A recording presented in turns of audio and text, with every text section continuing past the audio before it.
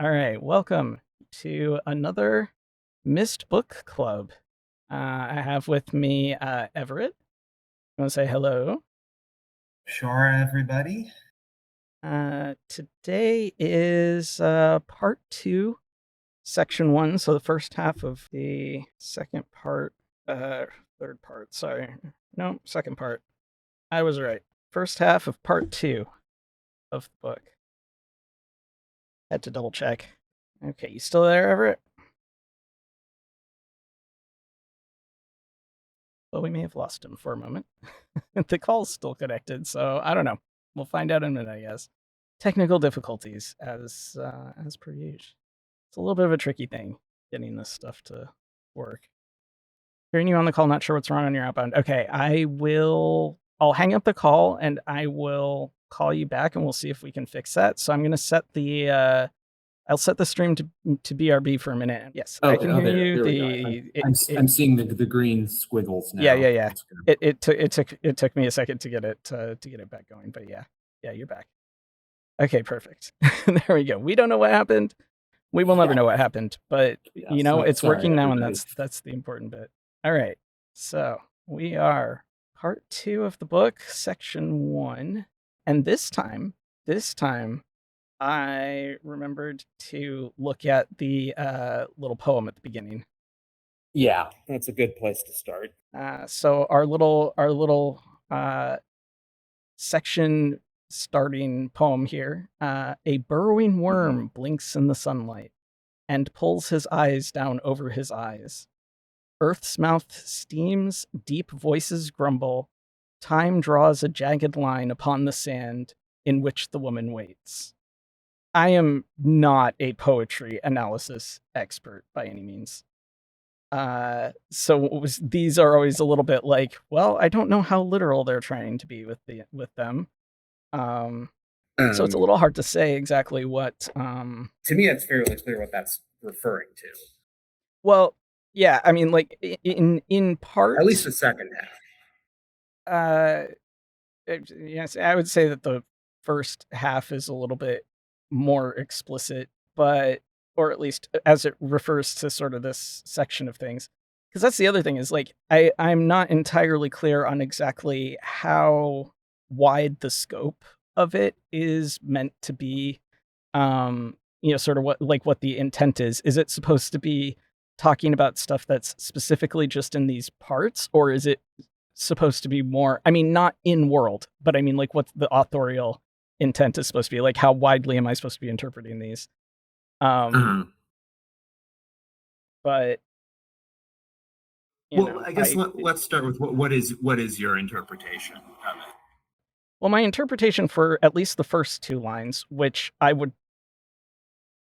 have a sort of stylistic quibble with the eyes down over his eyes. Like, could we use eyes more times in a single line? It feels like there would be another way to say that, but I mean, I feel like a burrowing worm blinks in the sunlight and pulls his eyes down over his eyes. That would be, the eyes over his eyes is like the Denis goggles, I would imagine, and the burrowing worm would be a person, a Denis person specifically. Earth's mouth steams, deep voices grumble. I mean, we got to be talking volcanic or seismic event there with the jagged line.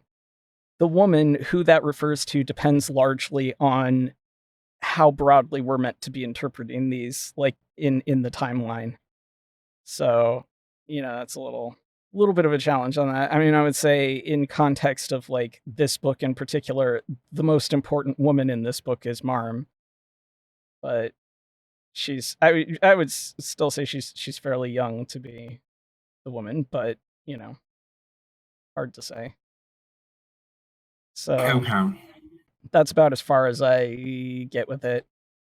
Because again, I'm not really entirely 100% sure. I mean, like in world, in world, it's obviously unlikely to be talking about specific events that are happening in this book, but because it's an ancient text, but the inclusion of it in this book suggests that I should be interpreting it as stuff for this book, which then makes it complicated. So, would you like to give your interpretation of the poem? So I think what I should do. You want to wait on it I'm so that it's I'm not yeah, spoiling the yeah second half? yeah. This Okay. is I'm upon my second reading of this book now that I've now that I know what the now that I know the second half of this book, having read it. Mhm. I I'm seeing some things that I don't think I don't remember realizing when I first read it, and so let me hold off on this. I think for the time being, but I think it's I'll just say I had a moment of clarity Okay. when I read this one this time. I mean, that is the other problem for me is that when we're doing it in sections like this, where I'm not reading the entire part two, for example, in one go, Mhm.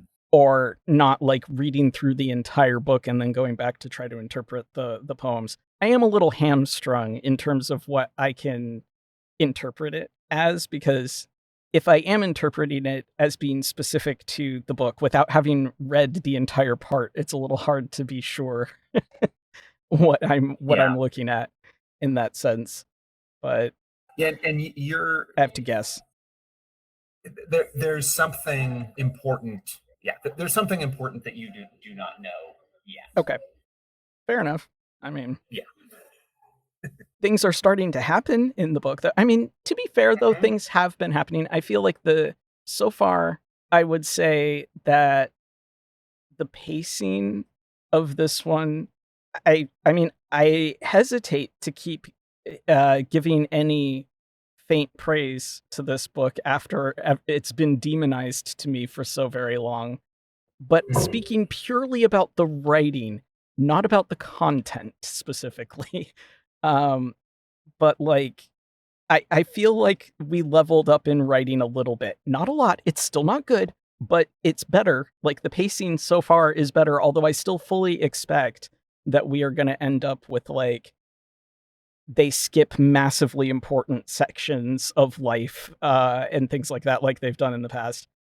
But oh, and we got our first significant time skip in this section, where I That's was like, true. "Ah, Yeah. fill in your free space on your bingo sheet. We have a random time skip that they just drop on you." So this one wasn't bad though. This was 4 months. That's way less time than the 30-year time skip they dropped in Book of Tiana. At this point, Mhm. almost respect for that one because it was so casual the way they did that, where it was just like, in the last 30 years, and I'm like, excuse me, 30 years happened in since the last section. You you're just gonna drop that now?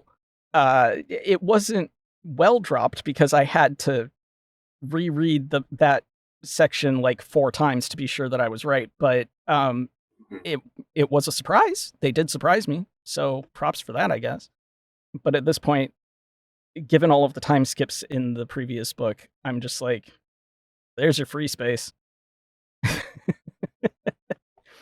But at least it feels like stuff has been happening in this one, and I feel like the last two, it was kind of slow to really get going.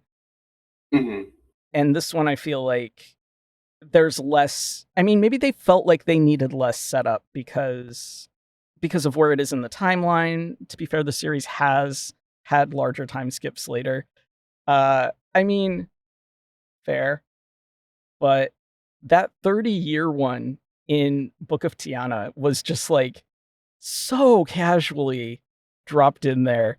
That one was such a surprise cuz like you read a whole section of the book about her and you don't know that 30 years has passed, and then it like switches over to Grandpa Atris and Beavis, and it's just all of a sudden like they're talking, and like halfway through their section it's like, well, 30 years ago when the events happened that you read about literally in the previous part, and it's like, um, Mhm. so that one, yeah, Spiper. I mean, fair. There are large time skips, but that one was a real out of nowhere drop. So that one I'm Yeah, gonna I rate mean, as like the most surprising time skip. But Yeah, I mean, I guess the 31 year doesn't bother me as much. But as Spiker is saying, yes, the one where we say, okay, well, let's just take a child who's just had an adult collapse dead onto her crotch, and then we'll just fast forward 150 years. 150 years is That's larger than 30. Fair. yeah. Currently, the one That's jarring.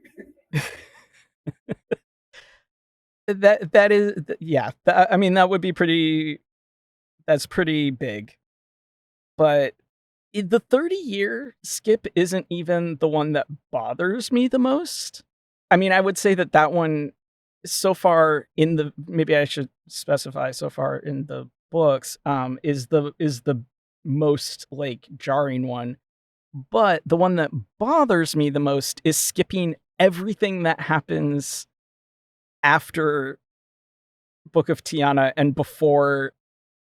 uh and before Atris, like this Atris, grandson Atris, is born. Like all of Gen growing up after the fall. Like that seems so important. And we just don't do that at all. And like, so that's the one that bothers me the most, I would say, of the time skips in here. But that's how they roll. That's just how they roll, and I just have to try to accept that. I won't accept it, but I do compliment the series for being for really trying to grapple with multi-generational storytelling. Oh yeah. But I tried to run the math, and I think we are about right now we're about 130 years into from when the story began, but not counting flashbacks into deeper history. Right. And that's I mean, it's a long time. That's pretty impressive. Yeah, I mean, all of the original characters are dead. Right. And we're and the story is still fairly well carrying on, and will continue to do so for a while longer. I mean, I'm not saying it's not hard to do, to grapple with telling the story multiple generations. I would say that I would make different choices about what parts of their history I would choose to tell and what parts I would choose to skip. I don't think they focused on the important parts in a lot of cases.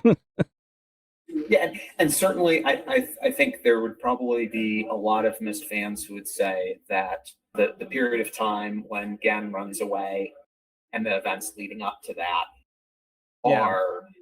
would be a really interesting piece of the story to fill in. Yeah, and I feel like fairly critical to the multi-generational like trauma story.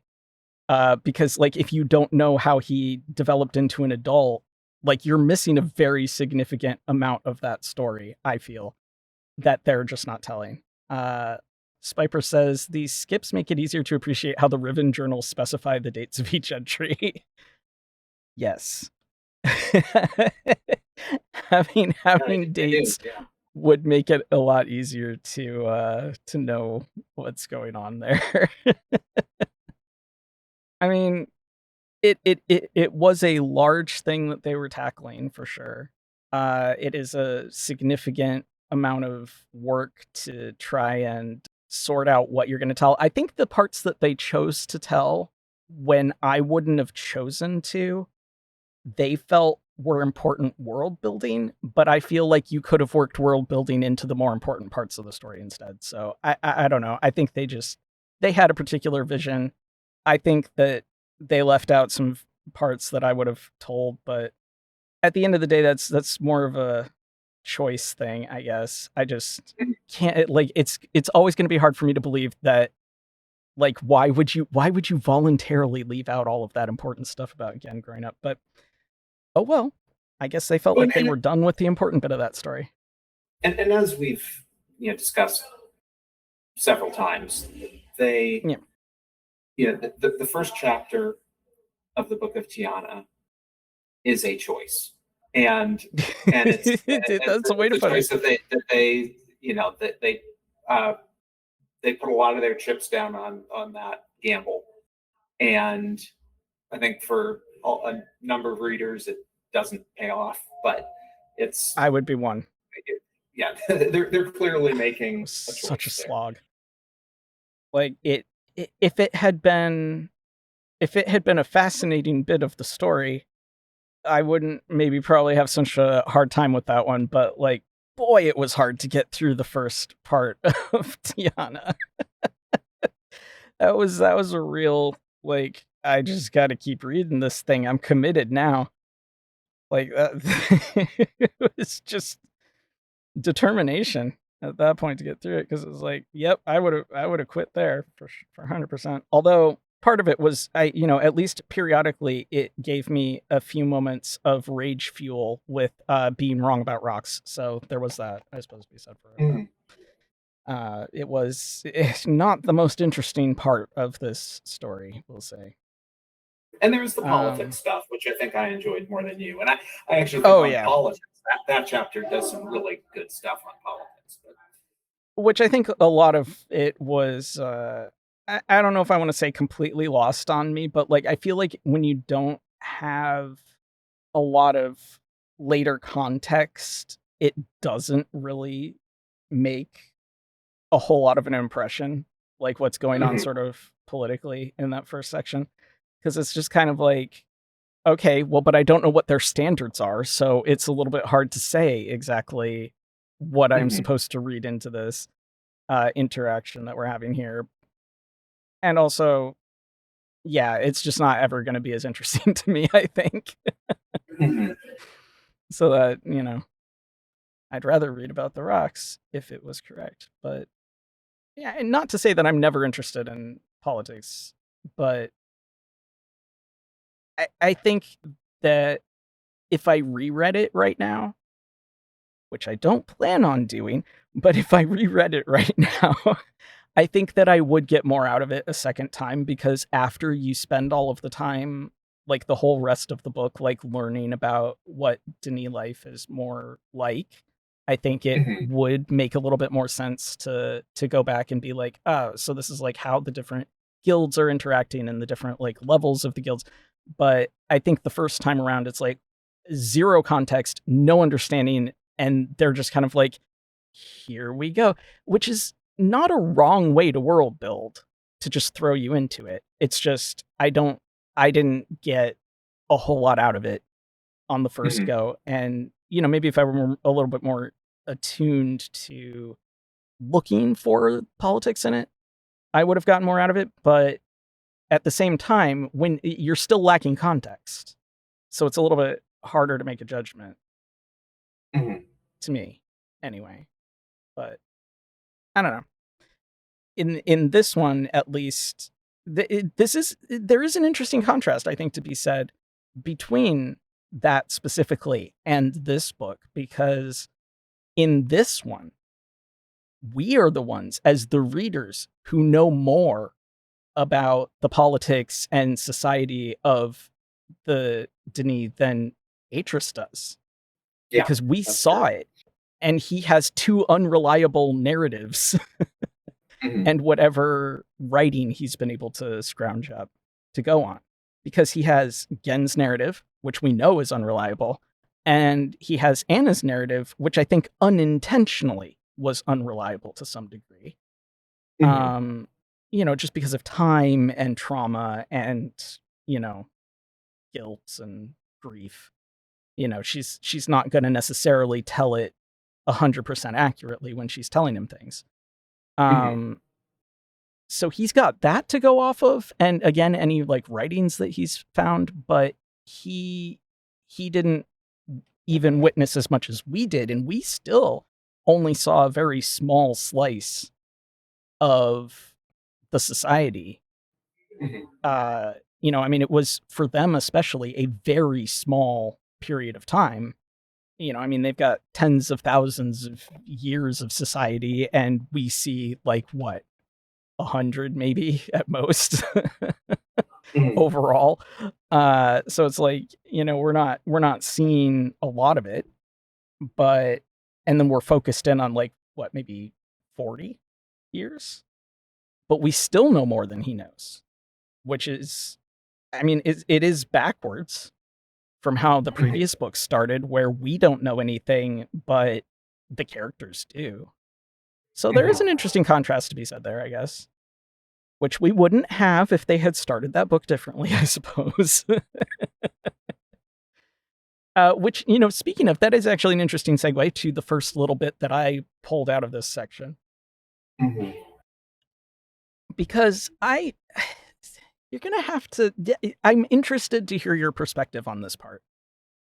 Because right out the gate, I had a moment where I was like, this seems odd. And I'm probably wrong. But the little section that I pulled out here is about, it's literally just describing the books that they've collected together. And this would be books with a capital B. The broad leather spines were old, but well cared for. The blues and reds, the blacks and yellows and greens of the ancient books embossed with Denise symbols that were faded yet still readable. Row after row of them crowded the shelves of the storeroom, overspilling into the second great room. 787 books in total, all that remained of the tens of thousands that had once graced the great houses and common libraries of Denis. So, I wasn't sure exactly what we were talking about here, because my feeling was that tens of thousands would be a lot for actively used books, because we're talking like only upper city families would have personal family ages. It didn't sound like there were like hundreds of public ages available per library that you could just go into. Right. But yeah, when you consider how long the society existed, 787 wouldn't be enough, right? Like they're people who have been writing for tens of thousands of years, so they would have accumulated some. So are we in that tens of thousands? Are we counting ones that we just like don't talk about, that are just like nobody goes in them anymore, but they keep them in a library as like an archive? Like, what are we counting? Because I don't think that you could reach tens of thousands. I mean, like, when you think about it, Collis, like, oh, hey, Astro Orca. Welcome back. When you think about it, like, Collis's family, like, he was really high up in society. Like, he was one of the 1%. He was one of the elite. Like, he was so high up that, like, you know, he was in charge of he was like the leading guild master. He was able to just like go to the leader of the five and be like, hey, I'm going to interrupt your going to bed to talk to you about this outsider, right? So like, he's super important. He had one age. And it sounded like, you know, Ricari's. Right, yes. Well, yeah. But when we start the story and he's already important, you know, at that point, he only has one. And that's not, that doesn't seem to be unusual. Like, it's never said like, oh, it's weird that he only has one. Why does your family only have one? Like, if anything, we're shown that like Ricari's family, by having 6, that was a lot, right? Like, that's almost ostentatious amounts of ages. So like, if we're considering that as normal, that it would be between 0 and 6 per wealthy, high up upper city family, we are not reaching tens of thousands. So it has to be like unused ages, right? Like ones that are no longer in use and that they'd be in the library or something. Because even if we consider that to be normal, like per generation or per couple of generations, you still have tens of thousands of years to account for. So I can understand tens of thousands having been written over time that had been approved by maintainers, but not that would have been active at the time of the fall. Am I crazy about that? Like, I couldn't decide whether 787 was too many, too few, whether tens of thousands was feasible. It just felt weird. So I think that now that you say it, that tens of thousands does seem like a lot, and I don't think I can account. I can't account for all of them, but as you've been talking, I'm just thinking through what the story says elsewhere. And I mean, we certainly have the agricultural ages, Right. which we haven't visited. Well, so far we haven't visited. Right. But those are, and we don't know how many there are. I mean, if they have like Sure. maybe they have they write one age for each type of I mean, if they make 9 grain bread, maybe they make 9 ages to have the ideal version of each of the 9 grains of the bread. I mean, if you can, you might as well. Yeah. Right? Like, who wouldn't want to have like the ideal growing conditions per thing that you're cultivating? Yeah. So it could be that. I'm thinking of Tidelmer, and the astronomy research, and maybe they made like 100. I don't know what guild that would be, but whoever was into researching astronomy, maybe they made 100 books just have different angles on the stars. Sure. Um, But I mean, then the question is, are we just saying that those are kept in a library? And so if you have a reason to go there, like, not everybody is going to be studying astronomy, right? Right. So, like, would that be in a guild specific library and you just go to the library and you're like, I need to go to this age today to check this out? Yeah, Because then it would be in the libraries. Yeah, probably the guilds. Some of the guilds would have their own libraries for their own work. And yeah, I mean, would it's there kind of also speculative. be? Do you think there? I mean, it would make sense to me for this to exist, but it's not something that I think that we saw, unless I'm forgetting something. Would a guild have a guild specific like teaching age or ages where they take young guildsmen to learn specific things? I mean, sort of like a better, more polished, actual version of what we see in Myst 3. In Myst 3, yeah, that makes a lot of sense. I mean, So that could account maybe the for guild, some of them. yeah, I mean, maybe the Guild of Surveyors, train. Yeah. They just link to just Right. Because like some what I'm big thinking rocks, is just rocks right, just like tunneling through them.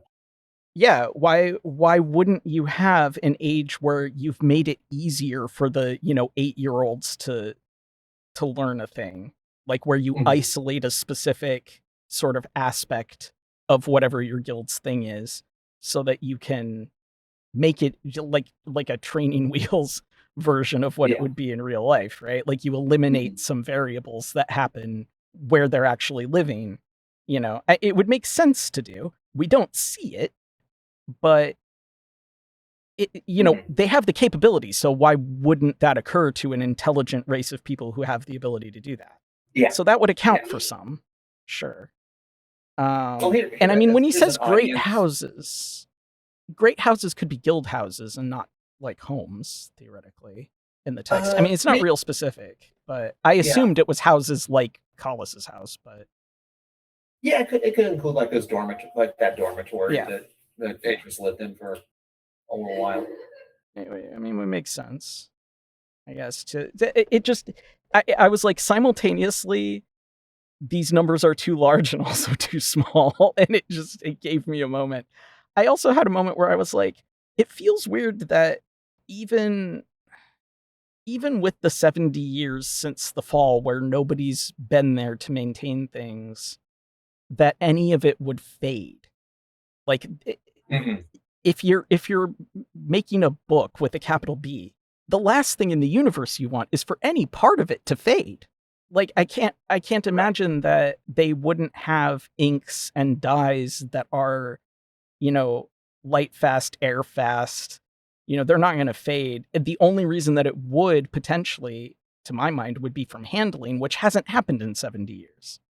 So it felt weird that like after with all the care that they put in, like how important these are and how critical to their society, like the idea that it would fade with time felt wild to me. But Yeah.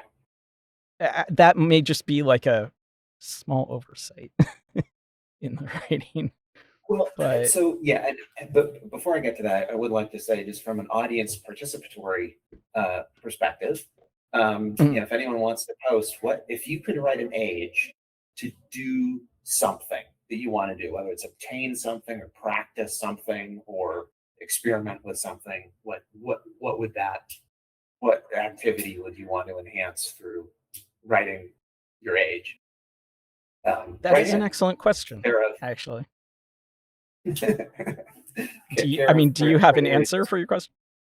I don't know if I have one for myself, but I think it would be it might just be to go just to a climate that I just don't really get to go to. Yeah. I mean, like, my first thought was, yeah, right, like a vacation age. Mhm. That's like not even at all the most useful thing to be doing with that amazing amount of power that you have to go anywhere. But my second thought is somewhere where you could just go pick up shiny rocks without having to like have equipment to dig them out. Uh-huh. I say sitting here literally looking at my collection of shiny rocks. But Yeah, and also having talked about rocks in context of the Denis, I mean, I don't maybe a know. place where geodes are common or Something like that. Yeah. But to the second part of your question about, because the thing that stood out to me about those numbers was how did they drop all? How did it go from 5 digits all the way to 787? And and again, maybe we're now experiencing yet another version of the fall, but there's nothing in the other versions that's particularly book destroying. There was some fire, but there's not. The fire seems to have been fairly sporadic and local. I mean, that is a good question. I was so focused on whether tens of thousands could have existed or would have existed at once that I didn't think about how we got down to that number. Now, because of some things that have been said in this one and in the previous one, it seems to me. Okay, Spiper says, imagining ages dedicated to things like pottery, high purity clay everywhere. Yeah. I mean, that would make sense. I'm sure you could write. Because I think clay is a very environmentally specific. Oh yeah. Thing. Yeah, you could just go to a place that just. I mean, you could probably go to a place that had like multiple different kinds of high purity clay, so you could have all the kinds of pottery that you could imagine, and easily. I think that would, I mean, that would be pretty cool. Anyway, I was gonna say, I think part of the problem is like part of how you would cull down the number of books like that would be it sounds like there's been some structural collapses. And we know that, when the fall began, that there was the rumbling, the sort of, I mean, it could have either been an explosion or seismic activity. We don't really have conclusive anything on that. But although they don't specifically say that buildings like crumbled in Tiana, I don't think, maybe we're meant to assume that because it sounds like in this one they are dealing with some like ruins. And I think to a certain extent it says that to some extent. But we in the book of Atris, there's the diagram of, or the diagram of Agero that points to, I think there's an arrow that points to one part that says like structural damage significant here or something. Yeah. How long was it between, like, what time period are we talking? If Atris was 14-ish when Gen came to get him, and Gen was 19 when Atris was born, and he was 8 at the time of the fall. So that's only, like, we'll round real roughly, but like 25 years, right, since the fall that he would have been there. So then that leaves, and that would have been the last time that he would have been there. then I suppose like an earthquake or volcanic like related seismic activity sort of thing could have happened in the time since he's even been there. I mean, we know that there's like, although the volcano is dormant, we know from Book of Tiana that there's still some activity that can cause some rumblings. So I suppose it's possible that even more damage happened. Like, we know that there was damage at some point between the fall and 25 years later. There could be even more now. Here's another problem: is he may not really be knowing exactly how or where to search. Yeah. I mean, he clearly didn't, because he was going to start in the lower city, and it's like, that's not where all the books are going to be.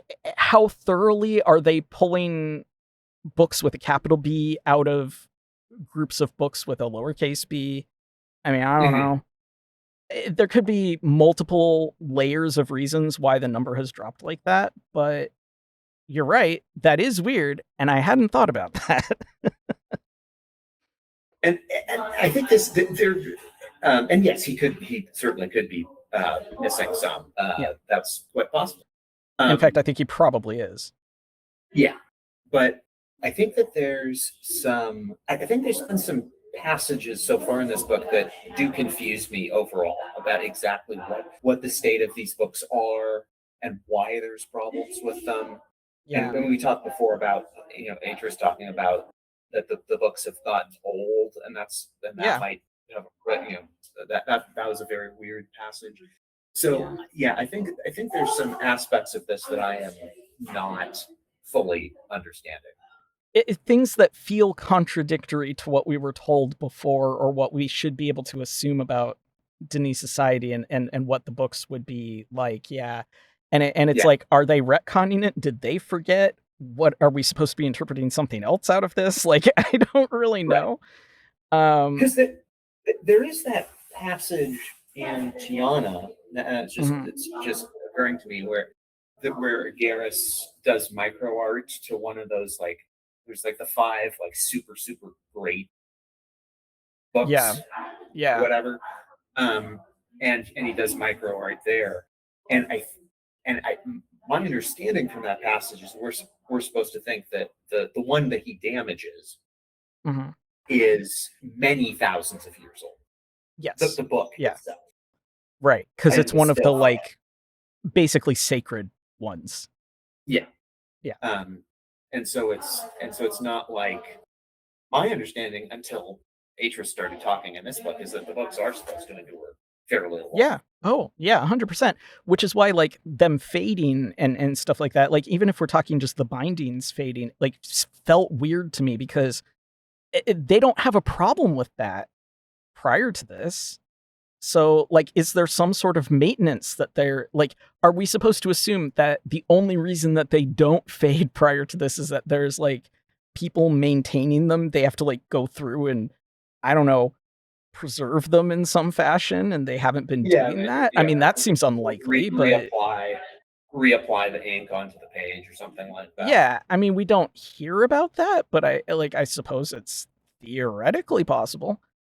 Yeah, we don't hear about that, and that, I mean, it's a big deal, because certainly if there is that sort of decay, well, that's micro art, right? If a little, if a word physically disintegrates, right, that would seem to me to be micro art. Oh, 100%. And then, like, what if you dropped a drop of ink on the page as you were, like, retracing a word, and it changed the word? Like, you've now changed. Yeah. So, like, I don't think that they did that, but what else am I supposed to think when them not doing anything to them for 70 years, and now the books are faded? Like, it feels weird. I mean, I don't know. Another thing that felt weird to me about this beginning section, when they're talking about, like, how they've cataloged and read all of the books in 4 months, that feels like a lot of reading to be doing. And you have 787 books. We're assuming these are, like, linking books, right? Not descriptive books. I mean, like, how long is one? How much reading do you have to do? I mean, to have Well, read some them, of these are going to be linking books. right? Because that's what they wanted. So that is what it has to be. So those are going to be shorter, right? So like it should be relatively easy to read. I mean, he reads through one later in this section in like 3 minutes. Yeah, and this is, and we've talked about this a little bit before. This is in the Yeah. context of the fact that we do not know how long a descriptive Right. book is. Yeah. In All terms of we can actual, go on is code. right. All we can go on is visual depictions that we've had in the games, but then also like Yeah. just sort of the which vary a feeling lot. that right. But then also the sort of feeling that it should be long because you're describing an entire world. But Spiper says, wonder if you could write an age that's just empty space nearby a sun and then use micro art to assemble a new planet there afterward. I don't know. Probably, maybe. Well, I'm gonna. I don't know. I don't know how micro the art would be of assembling a planet. I mean, if we go, because I'm trying to think of. So there's only how many times do we know of micro art leading into macro art? And I think it's well, we know Gan does it on the 37th age. Mm-hmm. And then see, I would add a little coda to that says how many times do we know of micro art leading into macro art successfully?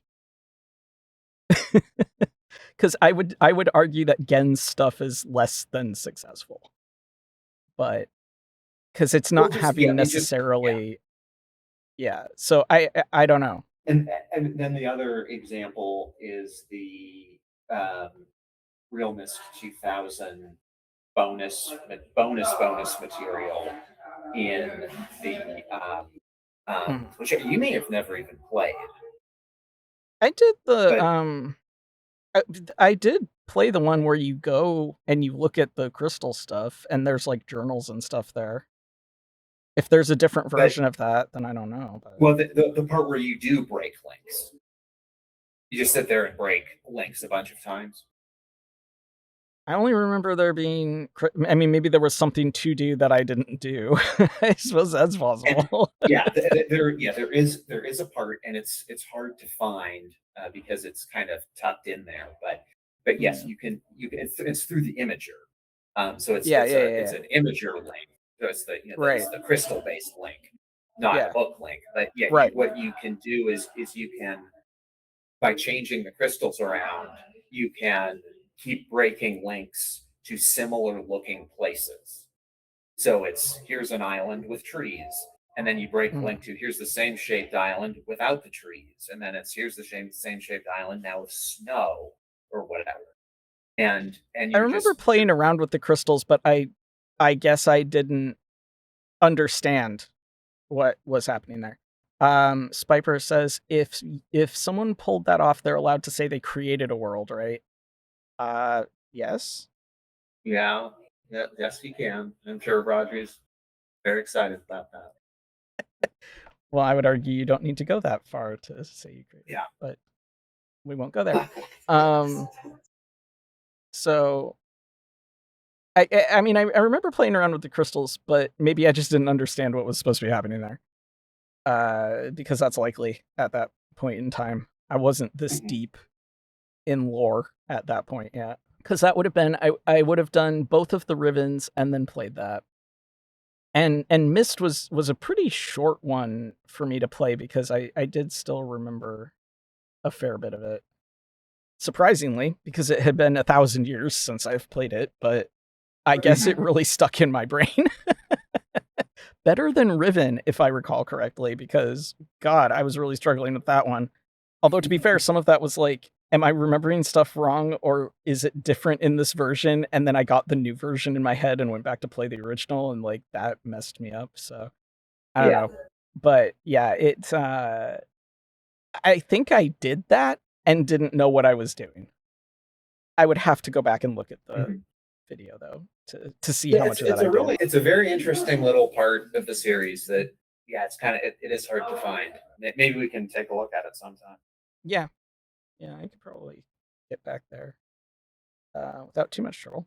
There's got to be a save file that I have near that. I can't imagine. I haven't deleted any of the saves. Let me see. What was the next section that I had? Oh, when he's talking about the letter of introduction that he wrote, and I was like, oh my god. So it's Atris and Ketron talking to each other, and he says, "You don't think it's too formal then?" "No, it has the right tone, I'd say, dignified without being self-important."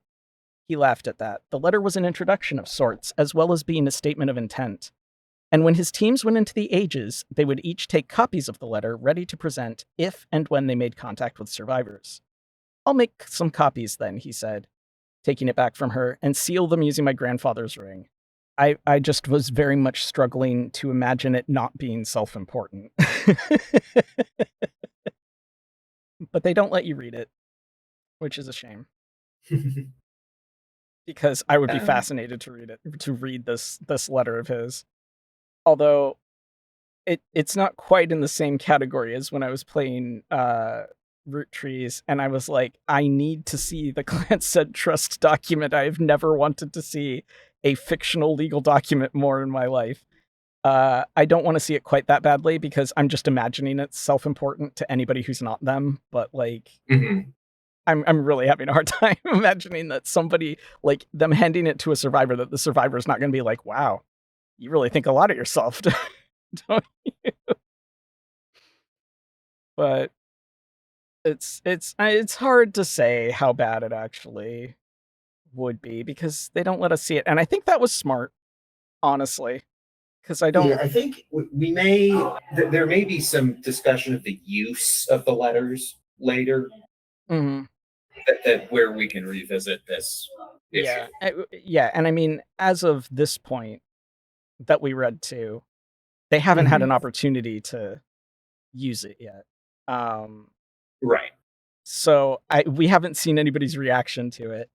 I keep struggling to reconcile how Atris is acting and seeming in this book with the idea that any survivor would ever accept him.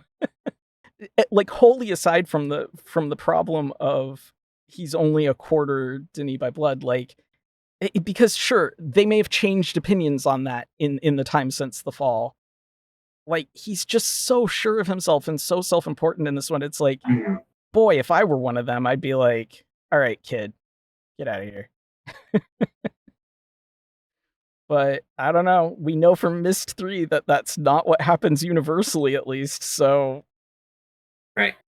I have to accept that clearly this works out for him somehow, but at the same time, it's just like hard to reconcile how that would be a thing. Yeah, I was just really struggling. I was like, this is hilariously unrealistic. Like, and the ring though, am I forgetting? Like, is that ever mentioned? Like, did Anna have it? I don't remember there being like an exchange of rings sort of wedding thing. So like, did she have it? Did he find it since they got there? Like, where did he get his grandfather's ring? That is new. I believe the ring is. Because I had another. Yeah, I believe the whole concept of signet rings is new. Yeah, I had another one of those moments where I'm like, I need a sanity check because I don't remember this ever being a thing, but like, maybe it was a thing, but I don't think it was a thing. Okay, at least I'm not the only one who doesn't think it was a thing. I mean, I'm not saying it couldn't exist. Like, it was insignificant before, and so they just didn't mention it, and now it's here. Like, it's not a big deal. It's just, was this something I was supposed to remember? Apparently not, so I'll go with that. That's fine. The next little bit that I pulled, I felt like, I was like, Marm, run. Because it starts with Catherine saying, "You've missed her, haven't you?" Atris hesitated, then nodded. They were talking, as ever, of Marm. "It's strange, Catherine. Marm was always so quick, so enthusiastic, but something's changed since we came here. She's grown." "Hungry children grow when fed," Catherine said, covering his hand with her own. "You should begin teaching her. That copy of the Rehev Corps we found, you should give it to her, Atris." And I was like, if he's thinking of her like a surrogate child, run. It doesn't mean anything good to be his kid. Get out of here. That was like my first thought.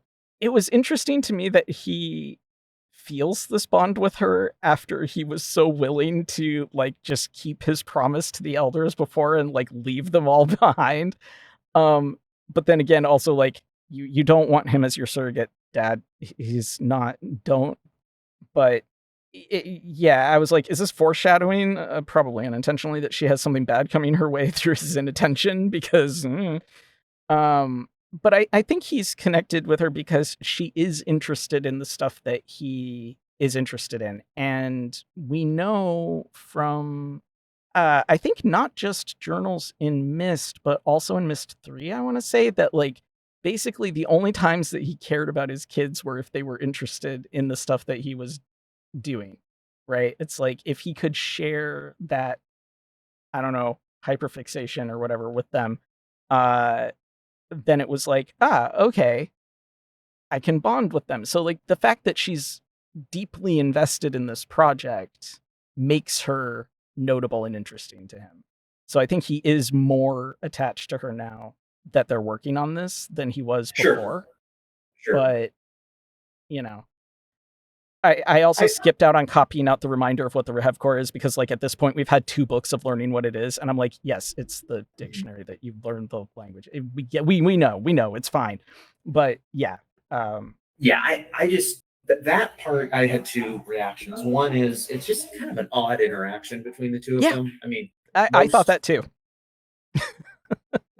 So most times, I imagine that most times when a wife says that to her husband, Mhm. it's for an entirely different reason. And I mean, I didn't go there with it. It just felt like a strange conversation for them to. I mean, for one thing, it's kind of about feelings, and that, like, if there's one thing that this family does not talk about ever, it's feelings.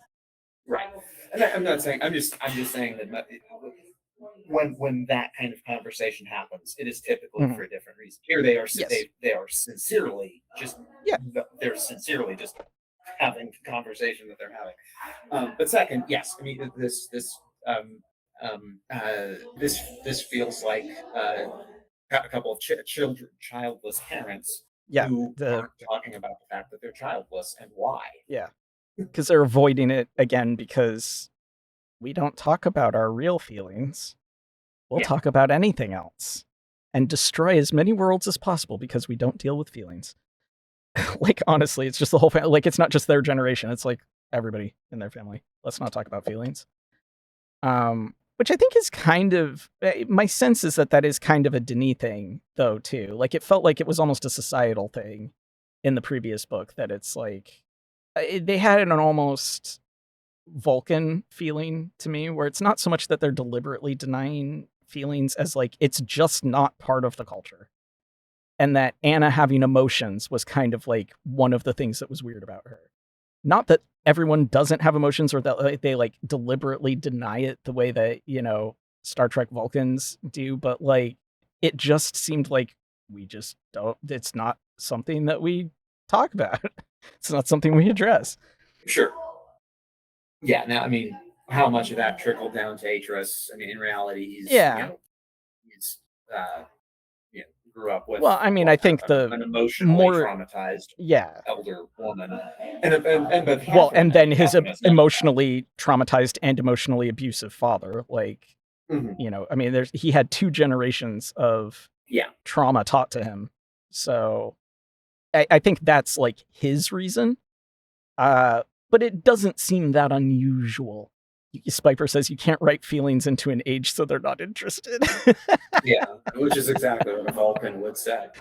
Yeah, I mean, do they feel a little bit like that to you too, though? The Denis, like, it was there, because it to a certain extent felt to me like feelings just weren't in the kind of layman sense of the term. It's a stoic culture, certainly. Yeah. Just no emphasis on that there, which I you know, seems like might be a little bit hard to have a tens of thousands of years old society and you never dealt with natural feelings that you were having, but sure. We'll just say it's easier for them. I don't know. But yeah, it was a weird conversation for many reasons, but they definitely are. I imagine that we will see, based on what we've seen so far, that there are likely to be multiple points in this book where we're shown like an opportunity for them to basically have surrogate like child surrogates, and that they would rather address that than their actual children and what has happened with them. Yeah. Because clearly they're avoiding this. There's this massive elephant in the room between the two of them at all times that they've just been not talking about. That can't be great for a relationship, but Yisha happens somehow, I guess. She must be conceived, like, basically during the end of this book's timeline, right? Because she's a baby at the beginning of Myst 3. I mean, I guess I don't know how much time passes between this and Myst 3, but... that's true. You don't know at this I point. don't. Yeah, I do not know. We'll see where that goes. I mean, yes, obviously that question will be answered by the end of the book for me, but I don't at this time know how much time passes between the two, so it's a little hard for me to say. The next bit, I mean, if there's anything else that you want to say about any bit, just stop me, but, since I know that you are on a time thing, I'm usually trying to move along, but... Are we going next to the Marham guest lecture or Marham part? Yes. Okay. That was where we were going. So the bit that I pulled out was the thought of visiting the ages thrilled her. Yet at the same time, she felt a deep regret that she had to leave here. Before now, here being Averon, by the way. Before now, it had been easy, for there had been nothing for her here, except, of course, her family. But this last time, things had changed. Now she had a reason to come back. Marham walked to the desk at the front of the room. It had all been crudely, hastily fashioned to the orders of the elders, yet it had served its purpose well. 100 or more children had crowded into this room by the end, eager to hear her and learn from her, and she, for her part, had been as eager to teach them. So, I had multiple questions about just that bit. Number one, is she the only one doing the teaching? Because I thought they all went, but like it had just previously said that he sent all of his Averonese workers, essentially, all of the young people back to Averon because it was part of the agreement with the elders that every, I forget what the time period was, but every couple of months they have to go back and spend some time teaching, like reading and writing and this knowledge to the kids. So she shouldn't be the only teacher. Was she the only teacher for this classroom? In which case that would mean that there are other classrooms where more than 100 kids are showing up, which every time they describe the population of Averon, it gets larger and it feels weird to me because it's like the very first descriptions we have feels like it's a very small village. And then we have the very large lodging house. And now we have hundreds of children. Every time they talk about it, I have to readjust my thought about exactly how populated Averon is. So all of that was questions I had. And of course, this makes the lodge house place more the more people you add, the more improbable that is that could hold the entire population, which is what was implied. But, and then I just also found it kind of interesting that she found the teaching so fulfilling that it was equal in pull to her to visiting ages, which had been such a dominant desire for her prior to this, that now she found the teaching so fulfilling that she would want to come back specifically for that. And then just the little coda here being that a 100-to-1 ratio of students to teachers is absolutely crazy. 30-to-1, which is roughly what, I mean, I think when I was in, say, elementary school, it was maybe 25-to-1. And that was already a lot of kids for one adult. Spiper says, a civilization constantly varying in size. Did Catherine write the age? I don't think they intend for the civilization to be varying in size. I think they just describe more people every time they describe Averon.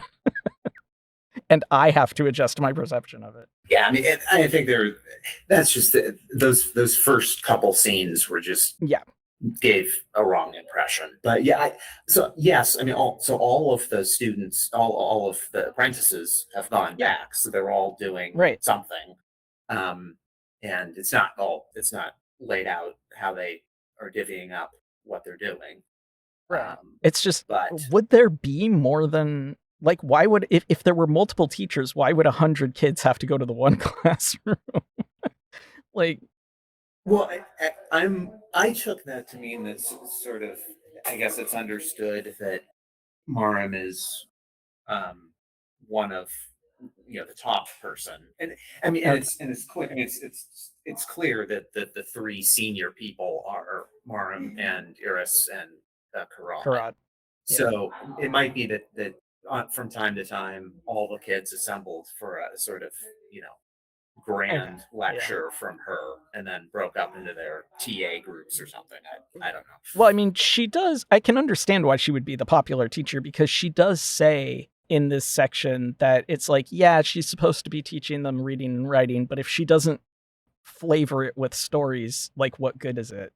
So she's telling them stories in with the teaching. It's not just dry instruction. So I can understand why she would be the kid's favorite. She also obviously has a passion for this, and I think that would come through. It's always better to learn from somebody who's like really into whatever they're teaching you than somebody who just doesn't care anymore.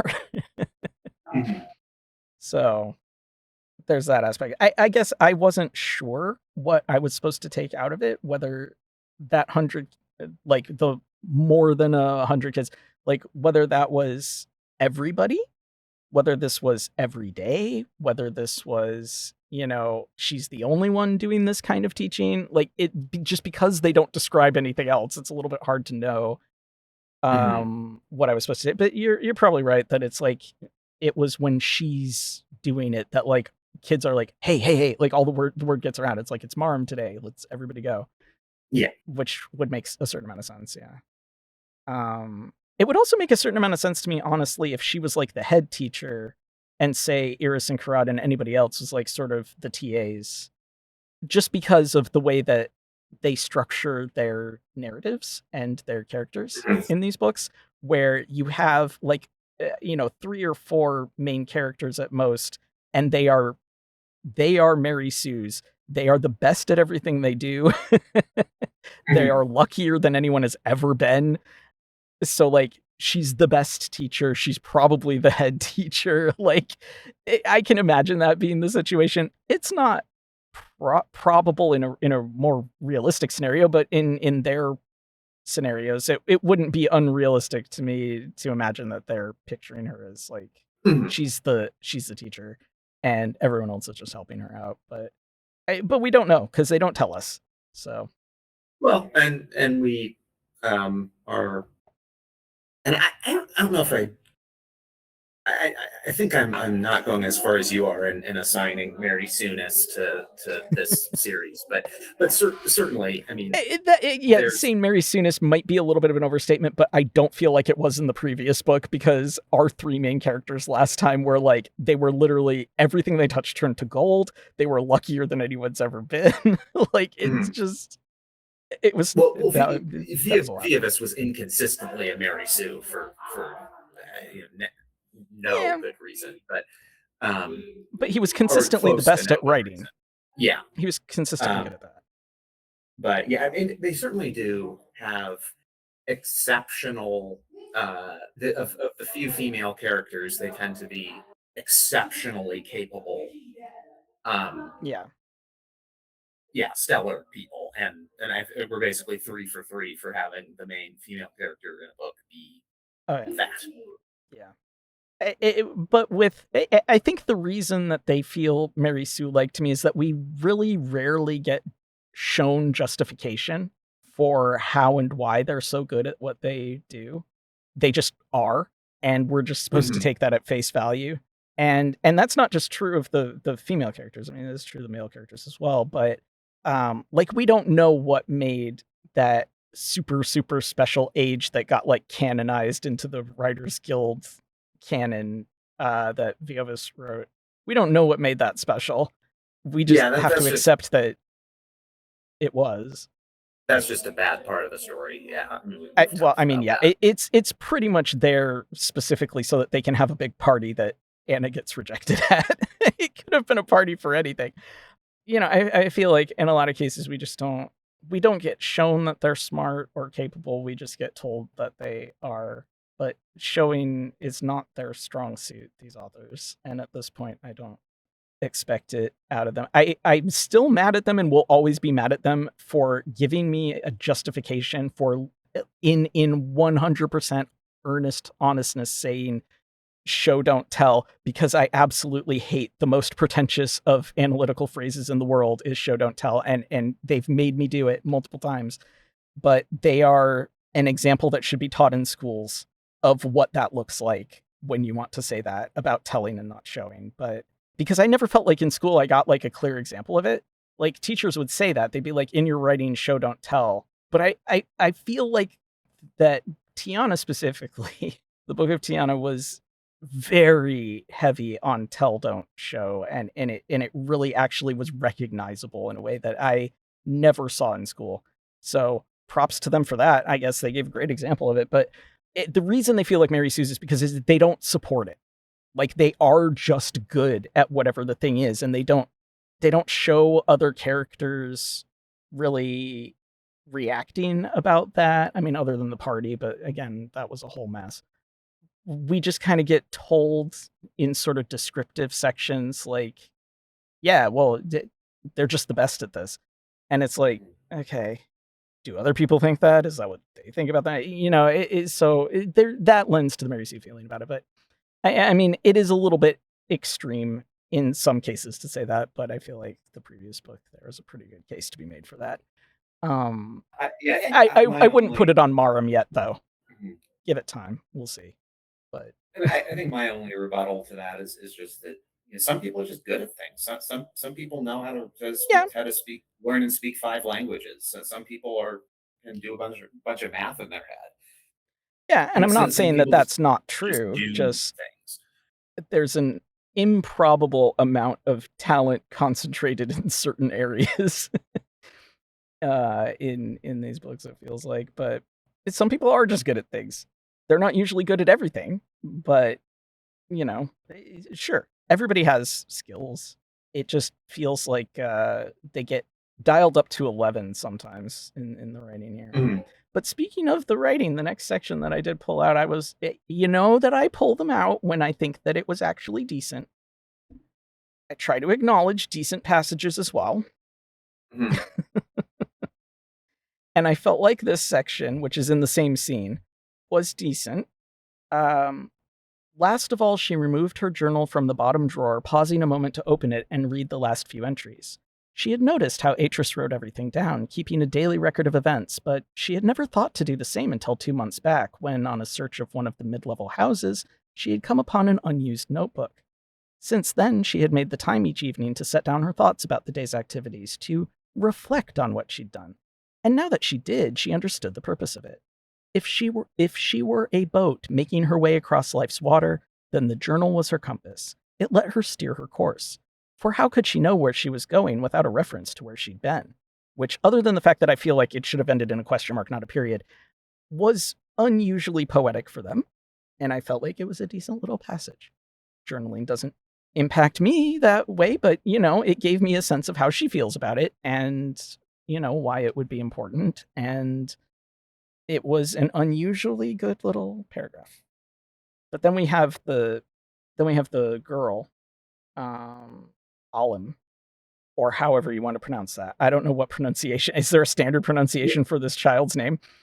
So I just want to point out that I thought it was Alem, but Sure. so what got into my brain and couldn't get back out is the fact that Veggie Tales once did a adaptation of The Lord of the Rings without Oh my God. permission. So they did it uh, uh, asylum style, where they just Right. came as close as they Right. could legally. Yep. And one of the things that they did is they renamed Gollum a ham. And for those who know why that is, there's a reason for it. But so when I saw a lamb, I just could not stop thinking of a ham. That's I know pretty that's funny. stupid, but I thought I'd share You that. know what? I love it. But yeah, I didn't have that association, so I was able to just read this section about the child without having any feelings about the name, other than we're probably never seeing this girl ever again. I don't know why she gets a name, but sure. That happens a fair bit in this section, though.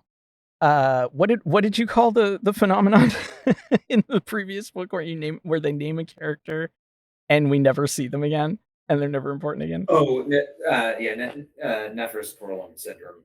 Yes. I feel like we have a little bit Which, of that in this section. yeah, and I guess well, I will say at least this scene, standing alone, Mhm. does accomplish something. Yeah. Right. It's not like we introduce someone who's kind of standing off to the side, Mhm. and then so I will say at least a lamb slash a ham, like she accomplishes something in the scene she's in, and so True. that that mitigates the Nephrosporum syndrome a fair amount in my view. Yeah, I mean, to be fair, they usually don't get a whole lot to do. Like, you might get somebody named, and it's because they said a sentence, and that's all you ever get. Yeah, I did now, think this scene was interesting. yeah, yeah. I'm just not 100% sure what they want me to take away from it, I guess. Because I mean, to just sort of summarize it, Alem is like, I'm sad that you're leaving. I want to go with you. And Marm's like, nah, you can't come along because this is like a kid, right? And then she says, yeah, I don't mean now. I mean later when I'm grown up. Again, Marm made to shake her head, but then relenting, she nodded. Yes, Alem, when you're older. Which I wasn't entirely sure what they want me to take away from it, because it did feel like we're echoing the same theme that we had earlier with Marim and, Atris, where it's like, well, we have to leave you all behind because the elders said so, right? So you can't come, but she wanted to. And now she's kind of justifiably, I mean, this kid's like, what, maybe 9? Like, she can't go and do dangerous things, but like, are we seeing Marum growing up? Is that what we're looking at? Are we looking at an echo of the same theme? Like, what part of this do they want me to take away? I took it as kind of just a facet of this dynamic of a primitive, technologically minimally developed culture Mhm. getting exposed to really advanced stuff and changing and how the first generation and then kind of what the somewhat younger people are reacting to all of that and dealing with all of that emotionally. And I think as such, it's a great scene if it if we treat it as investment in later development of Averone, right? Of the Averone Yeah, story. And and I know that there's only so much of this. There's only so much where Averone could show up in the future. It's not right. right. Like Yeah. if Myst 4 took place on Averone, then this scene could be great for Oh making yeah. all sorts of contributions to that. But we know it's not. Don't And tease so me with the thought of Mist 4 taking place on Averone and how much more interesting that could have been. yeah, I think maybe what you're feeling is you're seeing down the road this Yeah. not paying off anywhere. Right. Yeah. And so I mean, then there's some more to go. So we'll Right. see I mean, what the like, payoff is. But yeah. Yeah. So it's maybe another one of those situations where, because I'm only going through it, a bit, I'm analyzing it a bit at a time, that I don't have all of the information that I could for it. Mhm. But I mean, I thought it was a nice scene. It was a touching little scene, but and does show, sort of how at least some of the kids are feeling about it, that they are as fascinated as she was Mhm. at an even younger age. Although we don't know, I mean, they were described as children when Atris arrived, and then they had spent like 4 years there or whatever. So I'm assuming that she's an older teenager and that she was like a younger teenager when they arrived. But I guess we don't really know. I'm thinking it's sort of like 14 to 18 or it's kind of around there. Yeah, that's what I was thinking, is that she's like just a young adult at this point, that they all kind of are in that age group. Well, our main three, anyway. We don't really know about the others, but because they don't really tell us, because they're not as important as our three leaders, so we don't really know. But that's what I was guessing, is that it would have been like the younger to mid teenagers who would have been the most interested, when they got there. But yeah, I mean, so then like they're exposing their society, like the even younger kids are getting to learn it now. So I mean, it's going to have a lot of implications for their world that I don't think they'd be able to foresee, because if you don't have the information, how can you know what it will do for you later? Yeah. But still interesting that the elders actually changed their mind and that they wanted this. I mean, even they, with all of their knowledge and experience, won't be able to foresee what this will do in the future for their world. But it's brave to take it on. Without knowing. So I mean, that is interesting in itself too. And to go along with that, I think that the one thing that aside from that, Marm now does, is now using a journal, which that's a nice tie-in to the games. But the one thing that the other thing that stood out to me in this scene is I wasn't clear when it says, okay, the point of these class sessions is to learn how to read and write. The book, and maybe this is another example of the book thinking it gave us information that it didn't. I think they do that a lot, learning to read and write what? Because they see, so far there's no indication that they are not an oral culture. And so it would make most sense for these classes to be that they are adopting. I mean, I don't think they need to adopt the Dunny language, except maybe for a few of them, but that they're adopting the Dunny alphabet. I assumed that they were learning that alphabet to read and write. Yes, at the very least. And so if so, then what this is talking about is we're talking about a culture that is transitioning from being oral to literate. And I think which is a very significant change. Yes, and there's huge amounts of things we could talk about there that just get quickly brushed over, in this passage at least. Yeah, I mean, that is a massive leap for a culture to do in one generation. But we also we don't technically know that they didn't have some sort of maybe pictographic alphabet or something.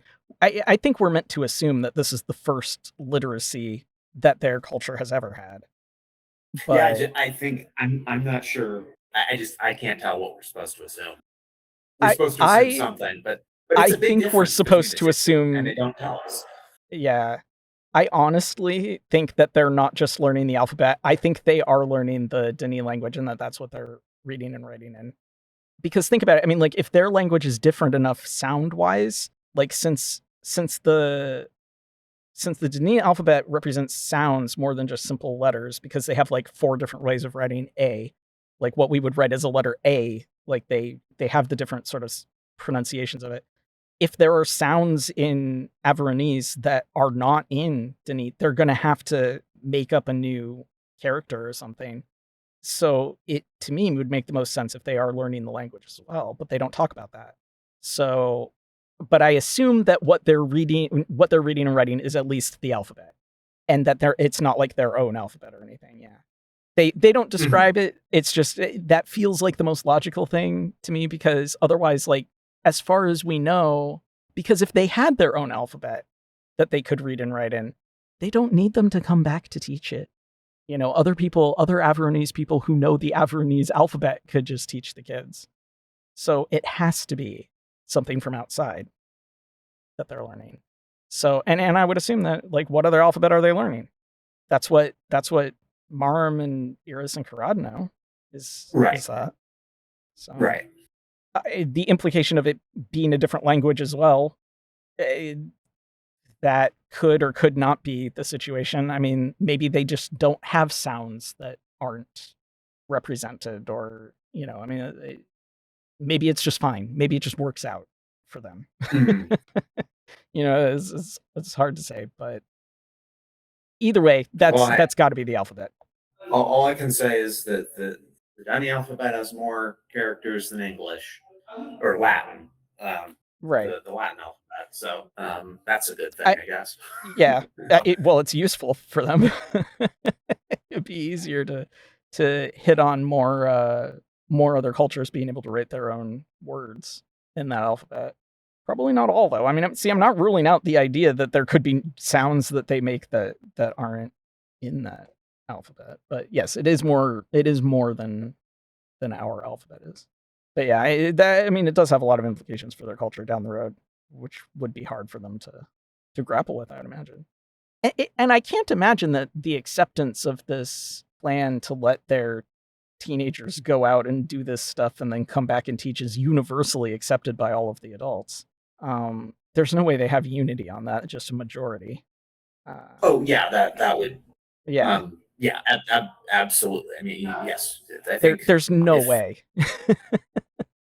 That would create a I mean, but by human behavioral standards, yes, you are totally right. Honestly, we don't really have any evidence that they do or don't fully conform to what we would expect of human behavior, but what we've seen does conform, as does for all of the races that we see in these books. But I feel like we could assume that it wouldn't be that different, and that there would be a schism in the culture. But I don't expect to hear about it in this book. But I would imagine that would be an issue for them. But the issue that plagues the rest of this section of the book is that Atris is an idiot. And I don't really understand how he's so... Like, all I can do is sigh and shake my head about the rest of this when it comes to him, because it's like, really? Seriously? This is okay. A little reckless, my dude, but sure. Like, just beginning with Karad asking, will we be using the maintainer's suit? And then, not this time, Atris said, yet he glanced at Catherine as he did so, as if this had been a topic of debate between them. And I'm like, do you have the suits? Why wouldn't you? Like, you don't know. Like, here's the thing. We know, right, that it's highly unlikely that any bacteria or virus would survive on dead bodies and in the environments for 70 years, right? Like, that is wildly improbable. But we know that because of medical technology of our century, right? That we know. As far as we know, I mean, just we've only really seen the one doctor in Book of Tiana who was telling her your son would be better off dead, referring to Gen. They don't seem especially sophisticated in that sense, so they probably don't know. And since they don't know, but they do know that there was a contagion, why wouldn't you suit up?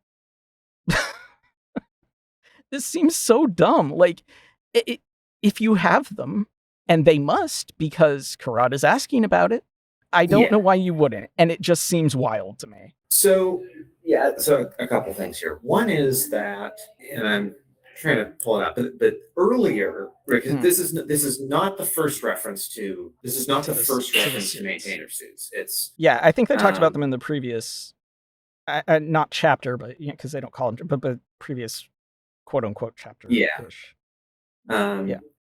Because there was the comment that it's not even the second, because they're wearing quote dark protective suits close quote when they're on Kavir at the very beginning. Oh. So I guess I interpreted that more as protection against their drilling through rock. Yeah, I mean, but they may be the same suits. I don't know. Yeah, but it didn't register to me as like, this would be like a protective suit that you would wear, as Grandpa Atris wore when he was like back in Denis. I just read it as PPE for drilling through rocks. Yeah, and it could be a different type of suit. That's true. But they already have some, I guess the point is they already have some precedent of dressing in Yeah, fair enough. appropriate ways. But I was just like, why wouldn't you? and maybe those suits to protect from the sand spray or whatever, maybe those would be useful against bug bites. Yeah, they might be, but we're not wearing protective gear apparently when we go into these ages. And personally, I feel like Atris was the one, if there was an argument, Atris was the one who was saying don't wear the suits. Well, then the other thing, yeah, I found the passage. So earlier, he said to Maram, quote, "Some of these worlds are dangerous. That's why we use the suit, remember?" Which directly contradicts what he says later about they're all safe. Yeah, and that's just an example of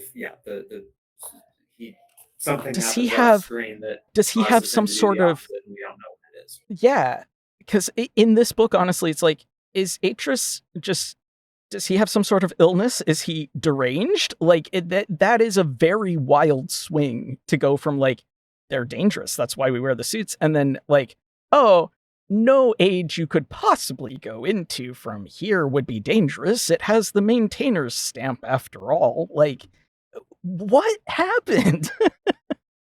Why would you change? Like, that is a 180-degree flip on the danger. And it is crazy to me. Like, I don't know.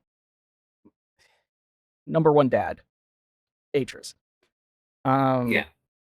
It just because I'm like, you have suits, maybe just wear them just in case. Like, even if you think it's safe, what if it isn't? These kids are in your care.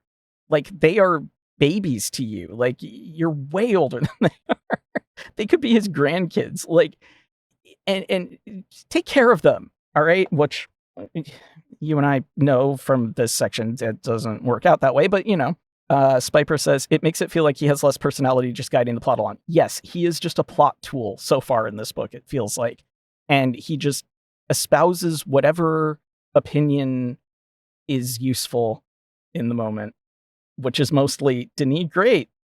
Age is safe. Maintainers know everything, which is a weird position for him to have, but sure. Yeah, I don't know. It just bothered me how cavalier he is about this whole expedition. Because they know even less than we know about what the contagion was, and so like, why wouldn't you take why wouldn't you take precautions when you don't know if it could still, like, what if it's poison and not a disease? Like, maybe don't take the risk. I don't know, whatever. And then we have another, just like we dropped another name. This does actually come up later again though. Gavis. I don't know how we want to say it. Too many vowels to be sure, but because we got two different A's, could be the same sound. Don't know. But that he gets name dropped. I wrote, did we know him before? Will he ever be named again? Literally just checking at this point. He does get named again, so we don't need to worry about that. But we have a lot of names dropped in this section compared to previously, it feels like. So could we pause here and just plan what's happening next? I'm because we're running out of time here. Yeah. I'm wondering if because this next part is huge. I mean, yeah, it's significant. I mean, the Atris is going to get one of the students killed. Yes. Which is one of the reasons why I'm so upset about not taking precautions. Yeah. And so this is a big point. I'm wondering, should we roll that part over into next next? That session? Entirely depends on your time. So yeah, I think I need to be wrapping up here. Okay, sure. Yeah, so we can roll that over. We could do that and read the second half of part 2. Okay. I mean, it might be a lot to discuss, but then at least that way I filled in the context and yeah. Okay, so if you read through the end of part 2, then but maybe it'll take 2 sessions to get through all of that. It might, yeah, it might. But I kind of felt like when I finished this half, it was sort of like, probably I should see what the fallout is of this, but it's a little hard to say. I mean, if you want to pause the reading for the next session, we can do that as well. But No, that's fine. We can okay, yeah, we can read up through the read end the of rest part of it. two. I think there's a lot. Yeah, it's a fairly significant event that he loses one of his students. Yes, and I think there's a lot that we need to Yeah, reflect on with that. yeah. So that would be Okay, yeah, that'll be for next time. so I think that that sounds good. Okay. Yeah, we can do it that way. That makes sense. Because it is so far the most significant event that has happened in the book. So we should probably, Mhm. and it's a pretty significant event in his life, just in general. I mean, when you think about it, like he's lost his kids, but not in that same way. Like they're still alive. They're just not. He just doesn't acknowledge their existence. Yeah, That's a very Well, I think different thing. So one question I have that maybe this is going to be kind of a study question or whatever, kind of a reflection question going forward is because the passage doesn't answer this one way or another, but is this or is this not the first time this has happened? Are we? That's an excellent question. Because I think that I think that the way it's written, and I don't know if it's intentional or not. I think the way it's written is that this is completely consistent with this not being the first time that I would say that he loses people on his on his projects, and that's part of it. That's normal, yeah. Yeah. I mean, from what little I've gotten to see so far, I would say that seems consistent with his reaction, yeah. Mhm. That this isn't as shocking as it should be. Right. Yeah. I think that's something, and that's one of those things where again the text is not answering the question, but we have many tunnels, and many subway lines that somebody had to install on Selenetic Age. That which is a lot of digging underground, which Yeah. is not the safest thing to do, depending on your level of tech. It sure isn't. I mean, there's a lot of stonework in general in these ages, and stonework is not especially safe at that scale. So. And someone read this book and turned around and said, "You know what? This sounds like the kind of guy who would make voltaic." Yeah, because I'm gonna send my children out to a teaching age that has lots of high catwalks with no safety gear. And then they have to also walk across an exposed pipe at like 300 feet above the ground. This seems like a fine thing that would be normal. It does seem like the kind of guy who would do that. Kids, I hope you enjoyed this activity because several people died. Well, yeah, constructing that would be horrifying. Yeah. And then he sends his own children. Like, even if he doesn't value, but the wild thing is, and I think this, a Book of Atris kind of fills it in because like his father had him do really crazy, dangerous stuff. So like it does seem normal to him. But it's just like, even if he doesn't value the lives of the people who worked on it, like, he still sent his own children there to go through it. So his perception of danger to young people in his care is not great. Like, his perception of the importance of that is not great. Spiper says, do we know for sure he didn't write parts of those constructions in, like, the prison cells? I think he probably would have, but I don't think he probably would have been able to write all the things in detail. Like, there would still be work that would be done. Yeah. So Spiper, I would say that there is some discussion in the Selenetic Journal, if I recall, about him sort of planning, and even in the washed out passages, it feels like he's building stuff. Yeah.